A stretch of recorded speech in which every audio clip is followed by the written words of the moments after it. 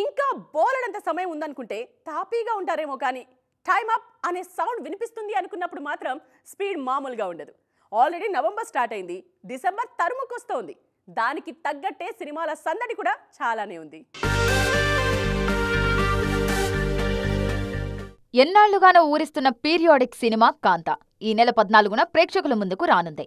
సంతాన ప్రాప్తిరస్తు, శివ రీ-రిలీజ్ కూడా ఈ వీక్ సందడి చేయడానికి రెడీ అవుతున్నాయి. నవంబర్ సినిమాల రిలీజ్ కు మంచి టైం కాదన్న నమ్మకాన్ని తిరగరాయడానికి మేం రెడీ అంటున్నారు మేకర్స్.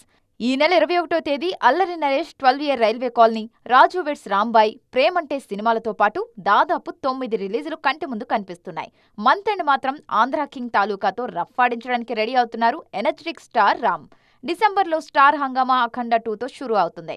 బోయపాటి, బాలయ్య మీద ఉన్న అంచనాలకు తగ్గట్టుగానే రెడీ అవుతోంది అఖండ 2. డిసెంబర్ 6న శర్వానంద్ బైకర్ ప్రేక్షకుల ముందుకు రానుంది.